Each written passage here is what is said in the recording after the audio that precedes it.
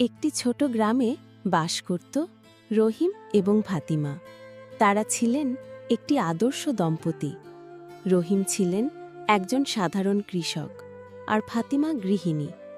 তাদের জীবন ছিল সাধারণ কিন্তু ভালোবাসায় ভরপুর। প্রতিদিন তারা নামাজ আদায় করতেন, কুরআন পড়তেন এবং আল্লাহর শুকরিয়া আদায় করতেন। একদিন রহিমের জমিতে খরা পড়ল, ফসল নষ্ট হয়ে গেল আর তাদের আর্থিক অবস্থা খারাপ হয়ে উঠল। রহিম চিন্তায় পড়লেন। তিনি বললেন ফাতিমাকে, ফাতিমা, আমাদের এখন কি করা উচিত? আমি তো তোমাকে সুখে রাখতে পারছি না। ফাতিমা হাসি মুখে বললেন, রহিম, আল্লাহ আমাদের পরীক্ষা নিচ্ছেন, আমরা ধৈর্য ধরব। রাসূলুল্লাহ সাল্লাল্লাহু আলাইহি ওয়াসাল্লাম বলেছেন, ধৈর্য হল ঈমানের অর্ধেক। আমরা আরও কঠোর পরিশ্রম করব এবং আল্লাহর উপর ভরসা রাখব। কিন্তু দিন যত যাচ্ছিল অবস্থা আরও খারাপ হচ্ছিল। রহিমের মনে অস্থিরতা বাড়ছিল। এক রাতে তিনি ফাতিমার সাথে ঝগড়া করে বললেন, তুমি সবসময় ধৈর্যের কথা বলো, কিন্তু এতে কি লাভ? আমরা তো ক্ষুধায় মরে যাব।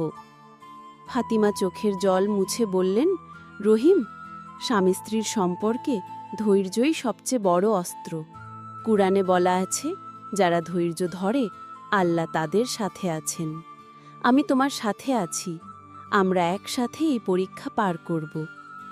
পরের দিন রহিম গ্রামের মসজিদে গেলেন এবং ইমাম সাহেবের কাছে পরামর্শ চাইলেন। ইমাম বললেন, বেটা, ধৈর্য করো।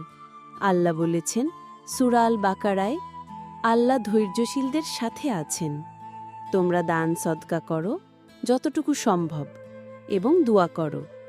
রহিম বাড়ি ফিরে ফাতিমাকে সব বললেন এবং ক্ষমা চাইলেন। তারা একসাথে দোয়া করলেন।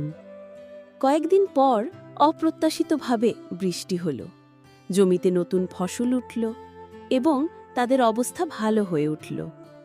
রহিম বুঝলেন যে ফাতিমার ধৈর্যই তাদের জয় এনে দিয়েছে। তিনি বললেন, ফাতিমা, তোমার ধৈর্য আমাকে শিখিয়েছে যে স্বামী স্ত্রী মিলে যে কোনো চ্যালেঞ্জ জয় করতে পারে যদি আল্লাহর উপর ভরসা রাখে। প্রিয় দর্শক, এই গল্প থেকে আমরা শিখি যে জীবনে চ্যালেঞ্জ আসবে, কিন্তু ধৈর্য এবং বিশ্বাস দিয়ে সবকিছু সম্ভব। স্বামী স্ত্রীর সম্পর্কে পরস্পরকে সমর্থন করা এবং আল্লাহর শিক্ষা অনুসরণ করা খুব জরুরি। রাসূলুল্লাহ সাল্লাল্লাহু আলাইহি ওয়াসাল্লাম বলেছেন, সবচেয়ে ভালো মুসলিম সেই যে তার স্ত্রীর কাছে সবচেয়ে ভালো। ধৈর্য ধরুন, আল্লাহ আপনাদের সাহায্য করবেন। আজকের গল্প কেমন লাগলো কমেন্টে জানান। লাইক করুন, শেয়ার করুন এবং সাবস্ক্রাইব করে বেল আইকন চাপুন। আল্লাহ হাফেজ।